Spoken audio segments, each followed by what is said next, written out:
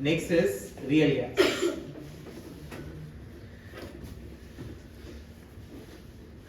अभी तक जो अपना डिस्कशन हुआ था वो किसके बारे में था? आइडियल गैस के बारे में। ठीक है, आइडियल गैस जो बातें ना वो थ्योरेटिकल बातें हैं, वो बातें थ्योरेटिकल है। रियल गैस जो वो एक्सपेरिमेंटल है, वो एक्चुअल है। जैसे आइडियल स्टूडेंट सिर्फ उसके बारे में बुक में लिखा जा सकता है, उसका रियल में एग्जिस्ट होना ये बहुत डिफिकल्ट हो जाता है। समझा नहीं समझा मेरा बात? ठीक है, तो रियल गैसेस और आइडियल गैस का कुछ डिफरेंसेस समझते हैं। उस डिफरेंसेस को समझने के पहले मैं आपको एक पॉइंट ऐसे बोलता हूँ कि मान लो if we plot a graph of pressure versus volume. अगर मैं प्रेशर वर्सेस वॉल्यूम के लिए एक कर्व प्लॉट कर रहा हूँ तो फॉर आइडियल गैस वो कर्व कुछ ऐसा जाता है, अगर आपको याद हो तो, बराबर। एंड फॉर द ये जो ब्लू वाला कर्व है ना, this is for ideal gas, this for which gas? Ideal gas. और अगर मैं रियल गैस के बारे में बात करूं तो उसका कर्व कुछ ऐसा आता है, बराबर। ये ब्लैक वाला किसके लिए हो गया? Real gas. क्या दोनों एक ही जैसा नेचर फॉलो कर रहे हैं या अलग नेचर है? अलग नेचर। मतलब आइडियल गैस अलग हो गई, रियल गैस अलग हो गई। There is a deviation in behaviour of real gas, बराबर। उस रियल गैस के बिहेवियर में जो है डेविएशन है, वो आइडियल गैस के बिहेवियर जैसा नहीं बिहेव कर रहा है। समझा मेरा बात? ठीक है, अब मेरे पास जो गैसेस हैं, अगर उसका भी कब यही आता तो मैं बोलता कि ये गैसेस क्या है? Ideal gas. बट वो आइडियल नहीं है। इन दोनों के बीच में जो चेंज है ना, उस चेंज को मेजर करने के लिए, उस चेंज को समझने के लिए एक फैक्टर इंट्रोड्यूस करते हैं हम लोग, जिसको हम लोग बोलते हैं Z। क्या बोलते हैं? Z, बराबर। और इस Z को अपन नाम देते हैं कंप्रेसिबिलिटी फैक्टर। इस Z का नाम क्या देते हैं अपन? कंप्रेसिबिलिटी फैक्टर, बराबर। ये कंप्रेसिबिलिटी फैक्टर मुझे उधर क्या समझा रहा है? वो मुझे समझा रहा है deviation between ideal gas and real gas. तो मुझे ये भी समझना है कि व्हाट आर द रीजन, बराबर, किस बात का reason? Deviation in behaviour of real gas, बराबर। क्यों वो आइडियल बिहेवियर जैसा नहीं था, क्यों वो अलग हो गया? तो उसको उस डेविएशन का रीजन क्या है? तो उस डेविएशन का रीजन मैं पहले ऐसा बोलूंगा कि उनकी जो इंटरमॉलिक्यूलर फोर्सेस है, बराबर, the intermolecular forces are not equal to zero. If you remember postulates of ideal gas, तो आइडियल गैस में ऐसा अज्यूम किया गया, ऐसा माना गया है कि आइडियल गैस वो होगा जिसके पास इंटरमॉलिक्यूलर फोर्स क्या होगा? जीरो। रियल गैसेस में ऐसा नहीं होगा, their intermolecular forces are not equal to zero. Point number 2 for the deviation. Second point is that volume of gas molecules, ये मैं रियल गैस में बात कर रहा हूं, that volume of gas molecules have significant value, whereas in case of ideal gas what we say, the volume occupied by the gas molecules, ideal gas में the volume occupied by the gas molecule is negligible as compared to the volume of container. Container के volume के compare में अगर आप gas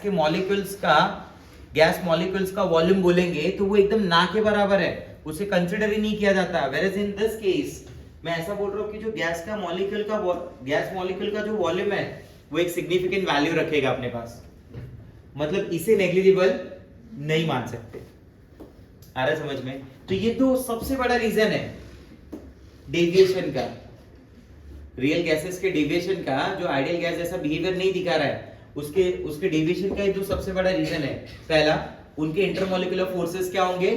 zero नहीं होंगे। दूसरा, उनके जो गैस मॉलिक्यूल्स है उसका वॉल्यूम नेग्लिजिबल नहीं होगा, वो एक वॉल्यूम सर्टेन वैल्यू होगी और वो एक क्या बोलेंगे कि एक सिग्निफिकेंट वॉल्यूम रखेगा अपने पास। आप उसके वॉल्यूम को डायरेक्टली जीरो नहीं बोल पाओगे। समझा मेरा बात? तो आइडियल गैस में जब मैं बात करता हूं तो क्या मैं ऐसा बोलता हूं आइडियल गैस के लिए? For ideal gas we say PV is equal to nRT, बराबर। ठीक है, तो आइडियल गैस जब मैं बोलता हूं तो ये कैसे टाइप का बोल रहा हूं मैं? दिस इज थ्योरेटिकल ना, ये बातचीत कैसी है? थ्योरेटिकल है। किसकी? आइडियल गैस की। रियल गैस वाली बातचीत क्या है? ये एक्सपेरिमेंटल है एक्चुअली, आया ना, बराबर। ऐसे तो हर घर लोग को लगता है कि जो अपना स्टूडेंट है वो आइडियल स्टूडेंट है, टीचर से पूछे तो पता चले कितना है वो आइडियल स्टूडेंट, हाँ है ना। तो ये वाली बात तो थ्योरेटिकल हो गई ना, रियल वाली बात तो इधर है जो एक्सपेरिमेंट में दिख रही है। यस और नो, ठीक है। तो रियल गैस में क्या मैं ऐसा बोल सकता हूँ PV is equal to nRT। तो इधर कैसे आता है, इधर क्या मैं ऐसा बोल सकता हूँ PV is equal to Z into nRT। अगर उस डेविएशन को मैं इसके साथ मल्टीप्लाई कर लूं, बराबर, तो ये जो नॉट इक्वल टू है ना वो इक्वल टू बन जाएगा। अगर मैं बोलता हूँ Z की वैल्यू 1 हो गई, क्या बोलता हूँ मैं, Z की वैल्यू, तब तो गैस क्या हो गई, ideal. But if the value of Z is less than 1 और more than 1, if the value of Z is less than 1 or more than 1, in that case you will get PV ना, मतलब उस case में आपको difference दिखाई देगा between ideal gas and, समझ रहे हैं बात मेरा। तो यहाँ से एक पॉइंट सीधा सीधा समझ में आ गया कि ऐसी गैसेस जिनके लिए Z की वैल्यू 1 होगी are the ideal gases, and those gases जिनमें Z की वैल्यू 1 नहीं है, वो कम है या ज्यादा, आई डोंट केयर, कम, एक नहीं है ना, 1 नहीं है ना, तो गैस क्या बोली जाएगी, रियल गैस। मैं इसको मानता हूं दिस इज इक्वेशन नंबर 1, मैं इसे मानता हूं इक्वेशन नंबर 2, ठीक है। और मैं यहाँ पे बोलता हूं equation 2 divide by equation 1, what you will get, come on. इसे मैं बोलता हूं कि this is PV of ideal, इसे मैं बोलता हूं this is PV of real. तो क्या मैं ऐसा लिख सकता हूं PV of ideal upon PV of real, what you guys से, बराबर। तो क्या मैं इसको ऐसा लिख सकता हूं is equal to Z for the same number of mole of gas at constant temperature, R is universal gas constant, ये तीनों कैंसिल हुआ, PV of ideal upon PV of real is equal to Z। मैंने यहाँ तक ऐसा भी बोल दिया at constant pressure, मैंने यहाँ तक क्या बोल दिया, at constant, तो क्या बोलोगे आप, at constant pressure ना सर, तब तो फिर आपको ऐसा बोलना पड़ेगा volume of real upon volume of ideal is equal to Z, ये फॉर्मूला बन जाएगा मेरे पास, ठीक है। मैं कंडीशन अज्यूम कर रहा हूं, आपको कंडीशन पता भी है अच्छे से।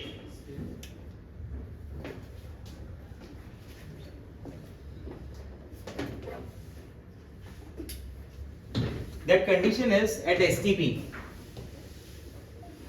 That condition is at STP.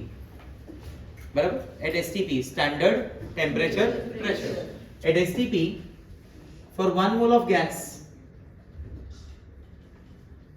for one mole of gas, theoretically जो वॉल्यूम होता है वो अपन क्या बोलते हैं, 22.4 लीटर, that is 22,400 ml, बराबर।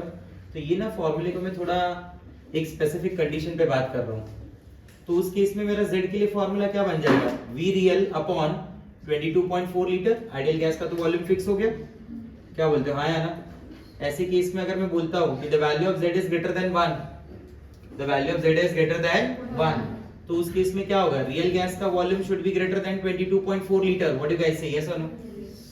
अगर मैं बोलता हूँ कि Z का वॉल्यूम, Z की वैल्यू 1 के बराबर है, तो उस केस, उसलिए मैं ऐसा बोल सकता हूँ रियल गैस का वॉल्यूम इज 22.4 लीटर, तब तो ये गैस को मुझे क्या बुलाना पड़ेगा, this is an example of, हाँ। और जब आइडियल गैस आप बोल दोगे ना, तो इधर ये पॉइंट भी स्पेसिफाई कर दो कि देयर इज नो लिक्विफिकेशन,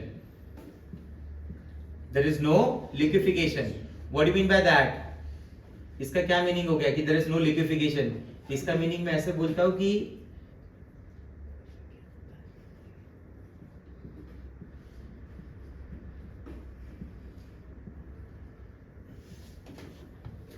देखिए, जब अपन बोलते हैं कि गैस कन्वर्ट हो रही है लिक्विड में, तो होता क्या है बेसिकली, बराबर, गैस कन्वर्ट हो रही है लिक्विड में, तो उसके लिए क्या लॉजिक है, तो गैस में जो मॉलिक्यूल्स होते हैं ना, they are far away from each other, whereas in case of liquid these molecules are very close to each other, समझा। उन मॉलिक्यूल्स को क्लोज लाने के लिए they should have some force of attraction ना। if the gas is ideal gas, तो ideal gas में their intermolecular forces are 0, ideal gas में their intermolecular forces are 0, तो मॉलिक्यूल क्लोज कैसे आएंगे, वो बहुत डिफिकल्ट हो जाएगा। इसलिए अपन बोलते हैं कि there is no liquefaction। so what do you mean by liquefaction, बोलो क्या मीनिंग है। लिक्विफिकेशन क्या होगा, कन्वर्ट करना, किसको किससे, गैस को लिक्विड में, is called liquefaction. And for ideal gases liquefaction करना is very very difficult. But अगर मैं ऐसा बोलता हूं, मान लो the value of Z is less than 1, so what do you mean by that, numerator part जो होगा वो डिनोमिनेटर के पार्ट से काफी छोटा होगा, तो इस केस में मैं क्या बोलूंगा कि volume, real gas volume is less then 22.4 litre, बराबर। तो हम लोग ऐसा भी बोलते हैं, सच गैसेस गेट्स लिक्विफाइड इजीली, क्योंकि अपन ऐसा बोलते हैं कि इनके अंदर अगर वॉल्यूम कम आ रहा है, बराबर, तो इसका मतलब इनमें फोर्स ऑफ अट्रैक्शन ज्यादा है रिलेटिवली, और अगर फोर्स ऑफ अट्रैक्शन ज्यादा होगा तो क्या होंगे, क्लोज आएंगे ना, क्लोज आएंगे तो कन्वर्ट किस में होगा, लिक्विड में, इजीली कन्वर्ट होगा, ऐसा सोचिए। समझ रहे मेरी बात को?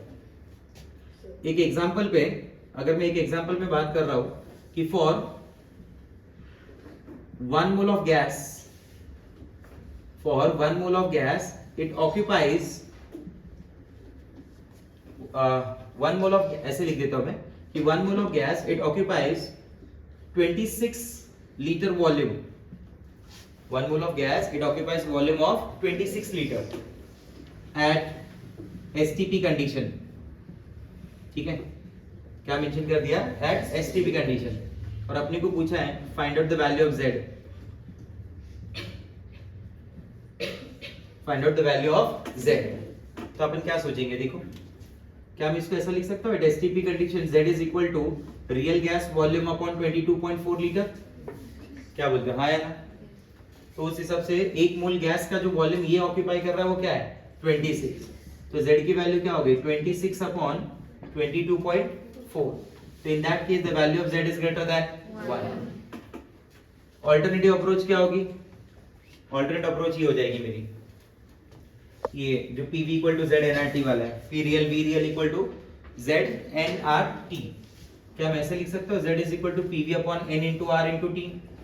व्हाट इज यस और no? Tell me what is the pressure, बोलो गैस का प्रेशर क्या है? आप बोलेंगे STP कंडीशन है ना, तो that pressure of the gas is 1 atm। Okay, what about the volume, that volume is 22.4 litre. Okay, what about the number of moles of that gas, 1 mole, sorry, that volume is 26 liter. Yes, thank you. That volume is 1 mole. ये जो मोल है वो 1 मोल है। R की value क्या मान लें, 1/12, क्योंकि प्रेशर को मैं एटीएम में ले रहा हूँ, वॉल्यूम को मैं लीटर में ले रहा हूँ, तो इट इज लीटर एटमॉस्फेयर ना। What about T, temperature 0 degree Celsius, यानी 0 degree Celsius is 273। What is 300/12, 25। What is 400/12? Very close to 33. What is 500/12? Very close to 41, 42. What is 600/12? 50. तो ये जो 273/12 है ना, it is very close to 23 point something. 12 into 2 24 हो गया, 33 है ना, तो कितना आ जाएगा बोलो? 12 into 2 नहीं 33 बचा ना, 12 into 2 24, 9 बचा, तो 22 पॉइंट समथिंग के आसपास आएगा, बराबर। ठीक है, ये जो भी आए ऊपर क्या है 26, तो मैं ऐसा बोल दूं ये 26/22.45 या 22.56 ऐसा कुछ आने वाला है।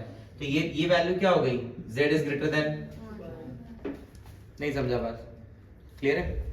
एक फॉर्म में ऐसे भी बना सकता हूं इसका, देखो अगर मैं ऐसा लिखता हूं कि PV equal to Z into N into RT, बराबर। तो can I write it like this, PV is equal to Z into, instead of number of moles, can I write mass upon molar mass? Yes. W is mass, M is molar mass. I repeat, W is mass, M is molar mass into R into T. Do you agree with this? अगर मैं M को यहाँ भेज दूं और V को मैं यहाँ ले लूं, तो क्या बन जाएगा बोलो? P into M is equal to Z into W by V into RT. What do you say, yes or no? बराबर। अब ये दिख रहा है आपको, ये वाला पॉइंट क्या है, mass upon volume. What is mass upon volume, density. तो क्या मैं इसको ऐसे लिख सकता हूँ, PM equal to Z into D into RT। तो Z की फॉर्म में मैं ऐसे लिख सकता हूँ, this is PM upon DRT। क्या बोलते हो, सही है? अगर मैं एक फॉर्म ऐसे डिराइव कर लूँ, बराबर। एक एग्जांपल ले लेते हैं। एग्जांपल में where pressure is given 10⁵ pascal, pressure is given 10⁵ pascal. We are talking about the water vapor. We are talking about the water vapor. मैं water vapor के बारे में बात कर रहा हूँ। किसके बारे में? water vapor. तो water vapor के बारे में बात कर रहा हूँ, तो इस हिसाब से मैं मोलार मास को क्या मान के चलूंगा, 18। कितना मान के चलूंगा, 18, बराबर। प्रेशर कितना दे दिया, 10⁵ पास्कल। वाटर वेपर कितना है, मोलार मास 18। मान लो उसने मुझे ऐसा मेंशन कर दिया कि अच्छा P हो गया, M हो गया, अब क्या बचा है T। R तो आपको खुद से ही लेना है। मान लो T उसने मेंशन कर दिया 0 डिग्री सेल्सियस, तो 0 डिग्री सेल्सियस का मतलब क्या हो गया 273 केल्विन, बराबर, ठीक है। और Z की वैल्यू उसने मुझे मेंशन कर दी 0.98 के आसपास। Z का वैल्यू क्या मेंशन कर दिया 0.98 के आसपास। आपको पूछा फाइंड आउट डेंसिटी, है पॉसिबल? क्या पूछा आपको? फाइंड आउट डेंसिटी, हो जाएगा, बराबर। देखो अब वो भी find out density in kilogram पर मीटर क्यूब। क्वेश्चन में भी कंडीशन डाल दिया कि find out density in kilogram पर मीटर क्यूब। किलोग्राम पर मीटर क्यूब में ही निकालो, बाकी किसमें नहीं चाहिए। बोला ठीक है कोई बात नहीं, कर देंगे। तो डेंसिटी क्या हो गया D is equal to PM upon Z into R into T। What is yes और नो? प्रेशर को मैं किस में ले रहा हूँ 10 to the power 5 pascal, 10⁵ pascal हो गया। मोलार मास में किस में ले रहा हूँ? मोलार मास क्या था 18। जनरली ये मास जो होता है ना, ये जो वैल्यू होती है इट इज इन ग्राम पर मोल। मैं इसको ऐसे कंसीडर कर रहा हूँ, इंस्टेड ऑफ ग्राम मैं इसे किलोग्राम में मान रहा हूँ। 18 into 10⁻³ kilogram per mole, okay, because I need density in kilogram ना, तो किलोग्राम मास ही देगा, मोलार मास ही देगा, और कोई नहीं दे पाएगा इधर, ठीक है। Z तो वैल्यू है 0.98। अब अगर प्रेशर पास्कल में है, प्रेशर किस में पास्कल, तो R की value has to be in joule 8.314। 25/3 मेरे पास बेटर ऑप्शन है पुट करने के लिए, तो मैं इसको क्या लिखूंगा जूल की जगह pascal metre cube upon mole kelvin. याद आ रहा है कुछ? पास्कल से पास्कल गेट्स कैंसिल, मोल से mole gets cancel, clear? What about the temperature? Temperature अपन कितना बोल रहे हैं 273 केल्विन, तो केल्विन से केल्विन भी कैंसिल हो गया। ऊपर यूनिट क्या बचा, नीचे क्या बना, तो दिस इज केजी पर मीटर क्यूब, सही है। 10⁵ into 10⁻³ 10⁻²। This is 0.98. Can I take it as 1? Yes. कोई प्रॉब्लम नहीं। ये क्या है 25/3 into 273। 3 और 273 को खत्म करो जरा, क्या हो जाएगा? ये कितना आएगा 313, 3 9 जा 27, 91, तो 25 into 91। तो मैं इसको कितना लिख रहा हूँ 18 into 10⁻² अपॉन क्या बचा है 25 into 91, 9 2 जा 18, कंसीडर दिस एज 90, कितना हो गया 10। 10 को भी ऊपर भेज दो, 10⁻², ये 10 ऊपर गया तो 10⁻⁻1 कितना बच गया 10 ही बचा ना, ये 2 बचा है ना अपने पास, तो कितना है 20/25, 20/25 कितना हो गया 4/5। What is 4/5? 0.8. So this will be answer will be very close to 0.8 kg per meter cube. Calculation check कर लेना एक बार। समझा? ये 91 आया था, नीचे क्या आ गया 25 into 91, मैंने 90 मान लिया। 9 into 2 9 into 10 बराबर, 10 ऊपर गया कितना आ गया 10⁻⁻1, ये 10 आ गया। 2 into 10 20, 20/25। What is 20/25? 4/5। What is 4/5? Decimal में लिखा तो 0.8, तो answer will be very close to 0.8 kg पर मीटर क्यूब। थोड़ा अप्रॉक्स किया है मैंने, क्लियर है बात? आया समझ में? नाउ जैसे ये गैस है ना जो मेरे पास आइडियल गैस, उसकी एक इक्वेशन है PV = nRT।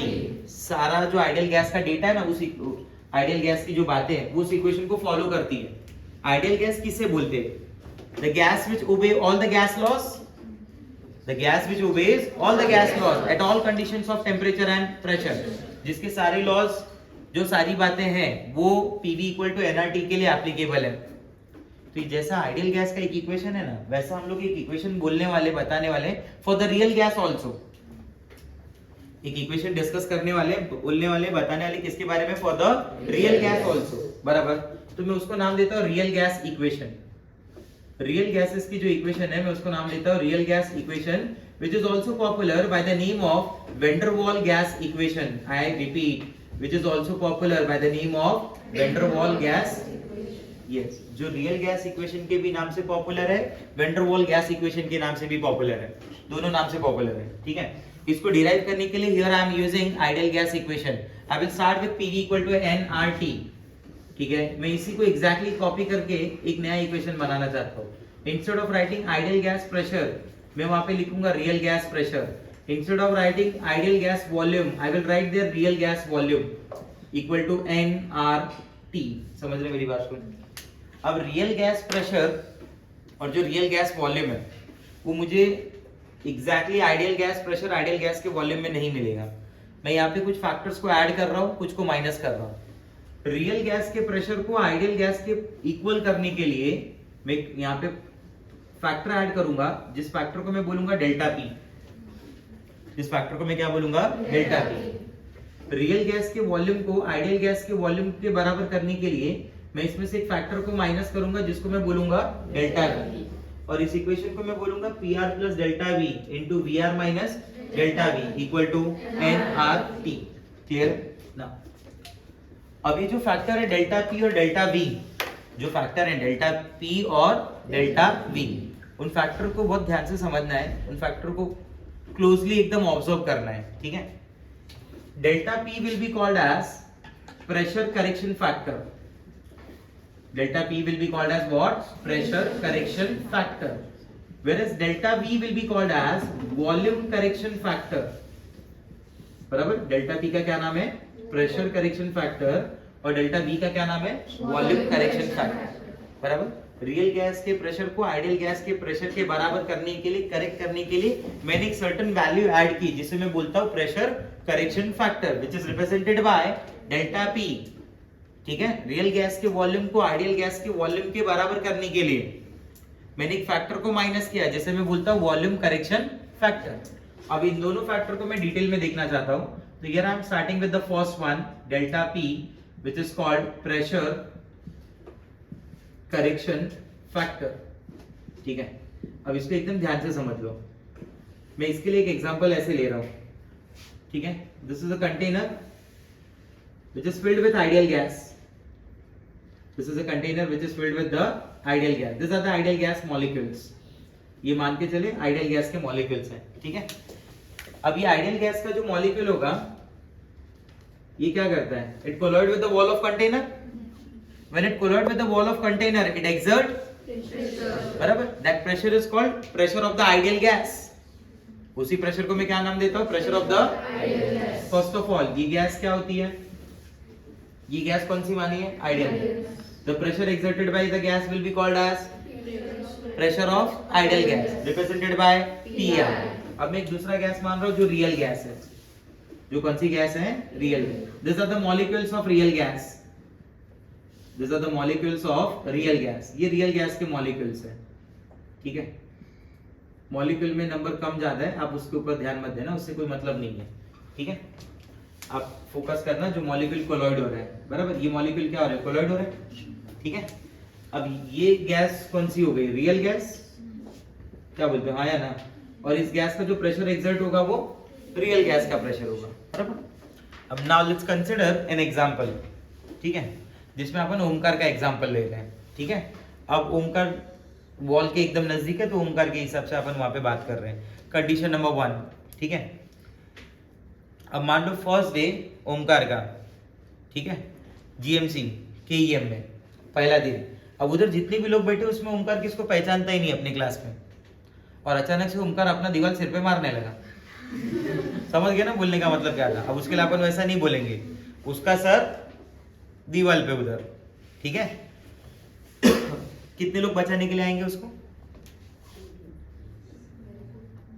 कोई नहीं आएगा शायद से, कि उसे कोई पहचानता। आधे लोग तो डर जाएंगे।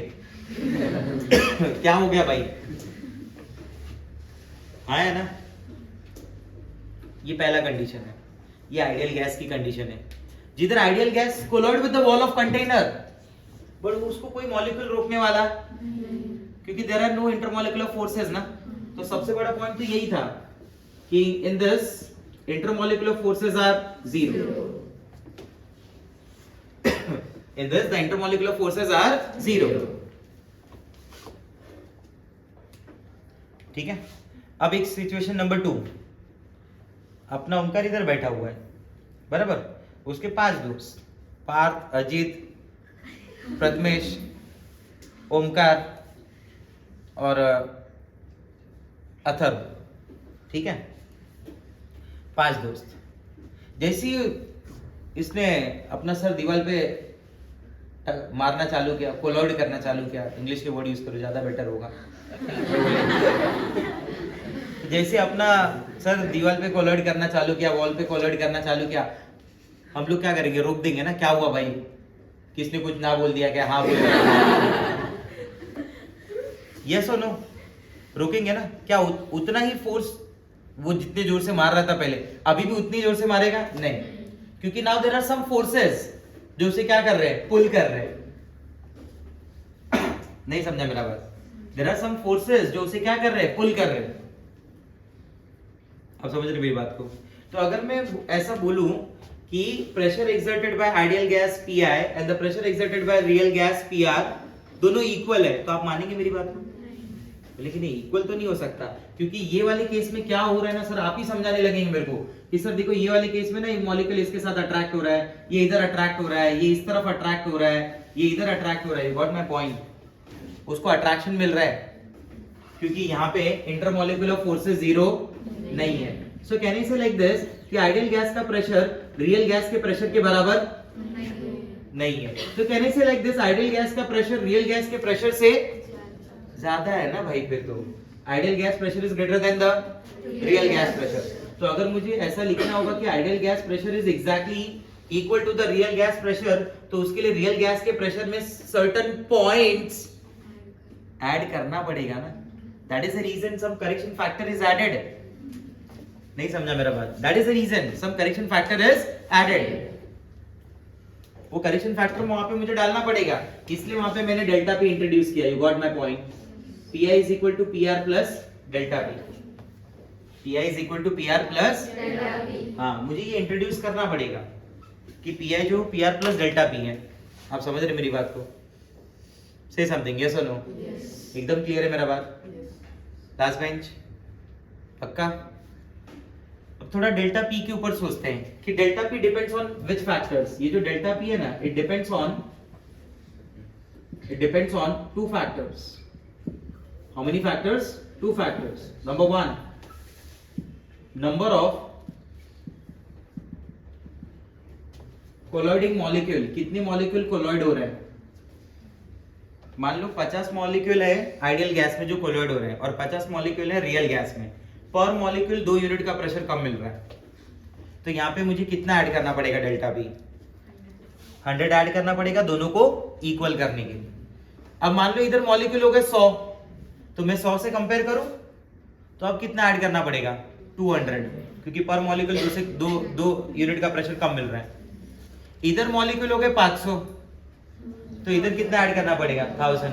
डोंट यू थिंक जितने नंबर ऑफ कोलॉइडिंग मॉलिक्यूल बढ़ेंगे उतना ज्यादा डेल्टा P ऐड करना पड़ेगा? ऐसा सोचो। And the second thing, number 2, number of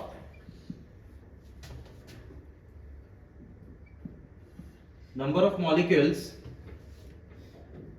which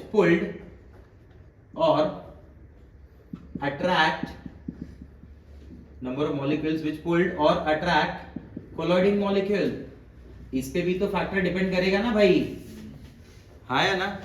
अब मैं आपको सिचुएशन समझाता हूँ। पहला सिचुएशन क्या था? हम 5 कौन? मैं, पार्थ, अथर्व, ओमकार, प्रथमेश। ये 5 कैसे फ्रेंड है ओमकार के? मान लो जस्ट फ्रेंड्स। कैसे फ्रेंड्स? ऐसा बोलता है ना कोई जब अपने को बहुत हर्ट हो जाए, वी आर जस्ट फ्रेंड्स, बराबर? तो वैसा वाला अभी एक सिचुएशन है, जस्ट फ्रेंड्स वाले खाली है, बराबर? दोस्त है खाली, बस ऐसा। दूसरे वाले सिचुएशन में we are very close friend. तो पहले वाले की कंपेयर में दूसरे वाले में मैं पूरा एकदम उसको रोकूंगा कि नहीं तेरे को नहीं। फिर भी नहीं रोका तो मैं पेरेंट्स को बुला लूंगा उसके, बोला क्या पता क्या हो गया अंकल, कब से अपना सर दीवार पे मार रहा है, कुछ बता भी नहीं रहा है, हाँ या ना? पेरेंट्स भी टेंशन में आ गए देख के, उनसे भी नहीं बात मान रहा है। जो भी और पहचान वाले जिनको ये अच्छा मानता है उनको भी बुला लिया, समझ रहा है बात? उनसे भी नहीं माना तो फिर उसको भी बुला लिया। अब तुम सब में फोर्स कंपेयर करते जाओ, बराबर? पहले वाले में क्या है, वो काफी इंटेंसिटी फोर्स ज्यादा होगा ना, प्रेशर ज्यादा मिलेगा। बट पांचवे वाले केस में तब तक तो आते आते रोक ही देंगे ना इसको कि नहीं, तो जितना ज्यादा मॉलिक्यूल होगा ना फोर्स रोकने के लिए, मतलब इंटरमॉलिक्यूलर फोर्स देने के लिए, उतना इसका कोलिजन, उतना उसका प्रेशर एक्सर्ट करना कम हो जाएगा। ऐसा सोचना है तुमको। वो पांच वाले केस तक सोचो, समझा? पांच वाले में तो सामने वाले ने भी बोल दिया नो ओमकार नो, इतने में बस फिर अब ओमकार नो। बाकी अपन तो बहुत कुछ समझा रहे थे कि नहीं भाई ऐसा नहीं होता, ये है वो, उसने सिर्फ 3 वर्ड बोले, नो ओमकार नो, खत्म।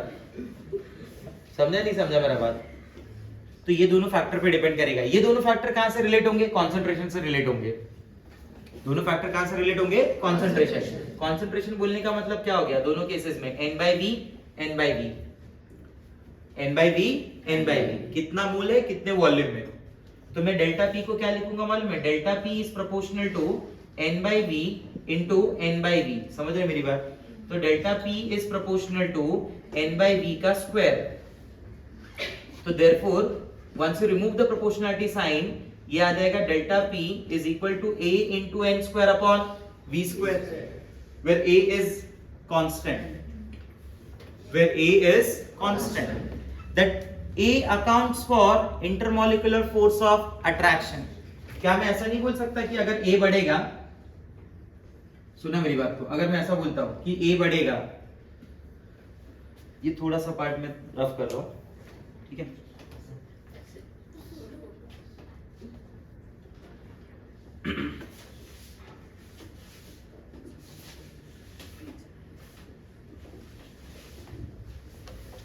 अगर मैं ऐसा बोलता हूं, देखना कि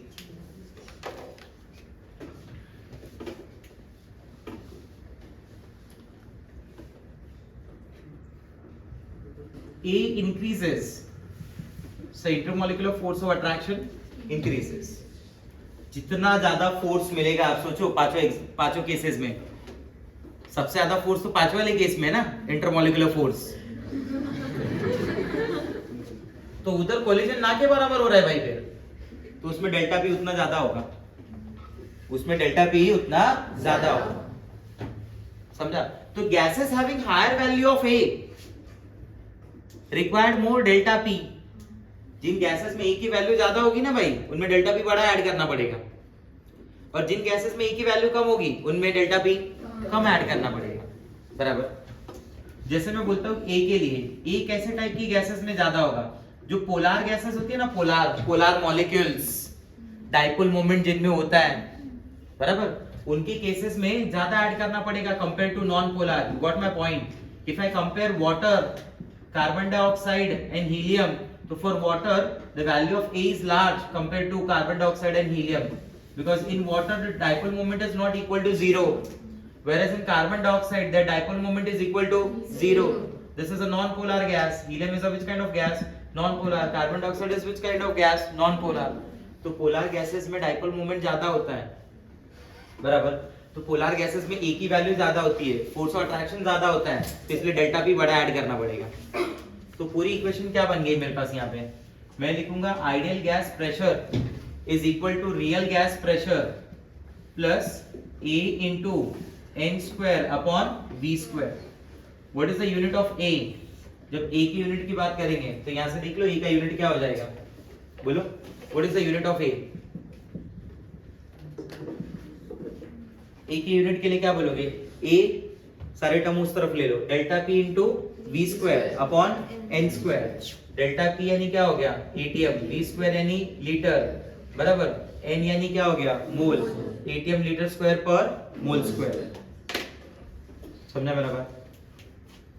क्लियर हो रहा है मेरा पॉइंट? ठीक है। अगर मैं टर्म पे बात करता हूं, अगला वॉल्यूम करेक्शन फैक्टर। अगला टर्म क्या हो गया मेरे लिए? Volume correction factor, that is delta V, that is delta V।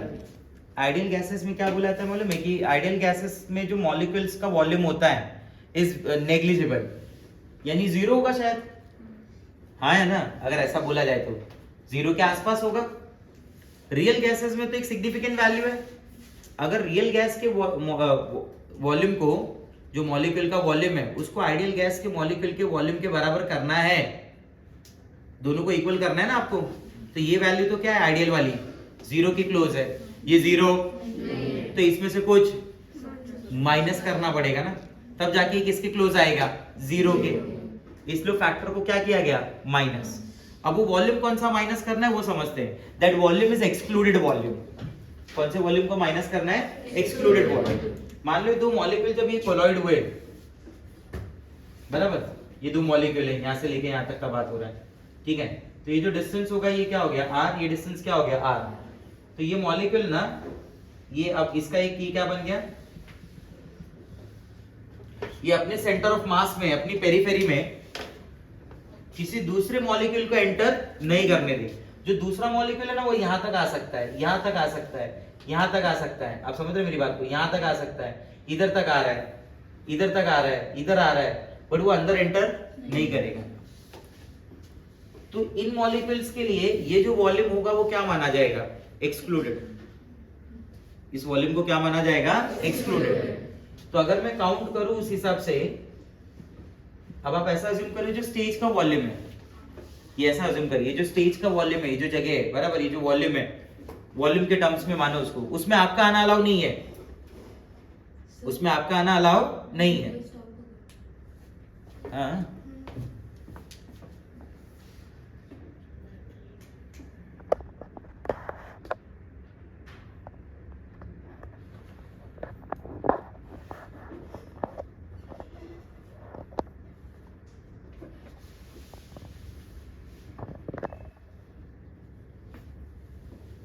आप समझे मेरी बात, उसमें आपका आना अलाउ नहीं है, तो आपके लिए ये वॉल्यूम क्या हुआ, एक्सक्लूडेड वॉल्यूम। आप जिधर हो ना, बराबर, उसमें मेरा आना अलाउ नहीं है, तो मेरे लिए वॉल्यूम क्या हो गया, एक्सक्लूडेड वॉल्यूम। ऐसा सोचो, तो ये वॉल्यूम बाकी सबके लिए क्या हुआ, एक्सक्लूडेड वॉल्यूम। ऐसा हर मॉलिक्यूल अपने पास एक वॉल्यूम रखेगा, and that volume will be called as excluded volume. तो मैं बोलूं excluded volume for 2 molecules, spherical मान के चल रहा हूं मैं इसको, यहां से यहां तक की रेडियस को r मान रहा हूं। अरे ये बड़ा वाला, यहां से यहां तक की रेडियस क्या हो गई, r। तो उस हिसाब से 2 मॉलिक्यूल के लिए, इसके लिए 4/3 पाई r क्यूब, ये कैपिटल R है, और इसकी रेडियस क्या हो गई, 2r, स्मॉल r के टर्म्स में। तो क्या लिखा जाएगा, 4/3 इंटू पाई इंटू r की जगह, कैपिटल R की जगह क्या आ जाएगा, 2r का cube, 8r cube. This is the excluded volume for how many molecule, 2 molecules. It depends on the radius, वो रेडियस पे डिपेंड कर रहा है ना, क्योंकि देखो 4/3 तो कोई मतलब नहीं है, पाई कोई मतलब नहीं है, 8 तो रहेगा ही रहता है ये सब, तो वो डिपेंड किस बात पे कर रहा है, r पे। तो एक मॉलिक्यूल के लिए क्या होगा, एक्सक्लूडेड वॉल्यूम। इसी एक्सक्लूडेड वॉल्यूम को को वॉल्यूम भी बोलते हैं, एक्सक्लूडेड वॉल्यूम को क्या बोलते हैं, को वॉल्यूम। एक मॉलिक्यूल के लिए क्या होगा फिर, सर 1 मॉलिक्यूल के लिए हो जाएगा 4/3 into pi into 4 into r cube, सही है। सो फॉर एनी मॉलिक्यूल कितना हो जाएगा, अगर एक मॉलिक्यूल के लिए इतना, तो एनी के लिए कितना, मल्टीप्लाई बाय एनी, ये पूरा टर्म मल्टीप्लाई बाय, बराबर। एनी मॉलिक्यूल मींस कितना mole, 1 mole, 1 mole, how many molecule, any, 2 mole, 2 any, 3 mole, 3 any, any molecule how many mole, 1 mole. So this is the volume, excluded volume for 1 mole of gas, बराबर। तो मैं ऐसा लिखूं, for 1 mole of gas excluded volume, ये जो term है ना, ये पूरा यहां से लेके यहां तक का, ये पूरा 4/3 पाई 4 r क्यूब, ये पूरा टर्म, इसको अपन b बोल देते हैं, क्या बोल देते हैं, b इज कांस्टेंट। b क्या है, कांस्टेंट। तो ये कांस्टेंट कितने के लिए डिफाइन हो गया, 1 मोल। तो अगर आपसे कोई पूछे कि व्हाट इज b, अगर आपसे कोई पूछे व्हाट इज b, तो आप क्या आंसर दोगे, b is the excluded volume for 1 mole of gas. तो you tell me for n mole of gas क्या आंसर आएगा, n into b, है ना। तो मेरे फॉर्मूले के हिसाब से डेल्टा b क्या हो गया, n into b हो गया, क्या बोलते हो, हाँ या ना। मेरे फॉर्मूले के हिसाब से डेल्टा V क्या हो गया, n इंटू V, बराबर। ये डेल्टा V यहाँ था। इतना वॉल्यूम अगर मैं एक्सक्लूडेड वॉल्यूम हटा दूं किसमें से, रियल गैस के वॉल्यूम से, तो उसका वॉल्यूम किसके बराबर हो गया, आइडियल गैस। तो फॉर्मूले में इस हिसाब से आ जाएगा आइडियल गैस का volume VR minus delta V, VR minus delta V क्या हो गया, n इंटू V। अगर मुझे B की यूनिट अगर फाइंड आउट करनी है तो B का यूनिट क्या हो जाएगा, यहां से देखो B क्या हो जाएगा, delta V upon n। What is delta V, unit litre ना, और व्हाट इज n, मोल। तो B के लिए यूनिट क्या हो गई, दिस इज लीटर पर मोल। ये समझा मेरा बात। अगर मैं PI और VI, ये जो P और VI है यानी डेल्टा P और डेल्टा V दोनों की वैल्यूज पुट कर दो तो इक्वेशन क्या बन जाएगी, P plus delta P। Delta P क्या है मेरे पास, देखो जरा, डेल्टा P मिला, क्या है मेरे पास बोलो, A into N square upon A into N square upon V square. ये हो गया N square upon V square into ये हो गया उसका वॉल्यूम, बराबर। और उसके लिए तो इधर ही लिखा हुआ है VR minus n into B is equal to nRT. If I consider that n as 1 mole, अगर मैं n की वैल्यू को क्या मानता हूँ, 1 मोल, तो ऐसे केसेस में V को मुझे मानना पड़ेगा Vm, molar volume. Volume of 1 mole of gas is called molar volume, is called molar volume. तो ऐसे सिचुएशन में मैं इसको ऐसे लिख सकता हूँ, P प्लस n की जगह 1 हो गया, ऐसा समझ लो, A upon V square. Instead of writing V square, you can write Vm square also. V की जगह Vm भी लिख सकते हो, मोलार वॉल्यूम भी लिख सकते हो, बराबर। रूल वही है, Vm ही लिखना चाहिए अगर n क्या है, 1। ठीक है, ये क्या हो जाएगा, V minus B equal to RT। This is the Vanderwaals gas equation, और which is also called as real gas equation, बराबर। अब ये इक्वेशन जो थ्योरेटिकली मैंने डिराइव की है, थ्योरेटिकल टर्म्स में बोल के कि ऐसा ऐसा ऐसा है, बराबर, इसे क्या किया गया, एक्सपेरिमेंटल डेटा जो है अपने पास रियल गैसेस का, बराबर, उससे वेरीफाई किया गया कि ये सच में ये जो इक्वेशन है उसको मैच करता है या नहीं करता है। समझ रहे मेरी बात को, ठीक है। ये सारे टर्म्स क्लियर हो गए। ए किस लिए था, बी किस लिए था, A is for intermolecular force of attraction, B is for the excluded volume of 1 mole of gas। इन सब के लिए दो मेन फैक्टर क्या थे, मॉलिक्यूलर अट्रैक्शन और मॉलिक्यूलर वॉल्यूम। मॉलिक्यूलर अट्रैक्शन यहाँ बताया जाता है, मॉलिक्यूलर वॉल्यूम यहाँ बताया जाता है। समझा मेरा बात, ये समझा आइडियल गैस का प्रेशर कैसे रियल गैस के प्रेशर के बराबर नहीं हुआ, हाँ या ना, और क्यों आइडियल गैस का वॉल्यूम रियल गैस के वॉल्यूम के बराबर नहीं हुआ। ठीक है, ओके, चलो क्वेश्चंस लिखो।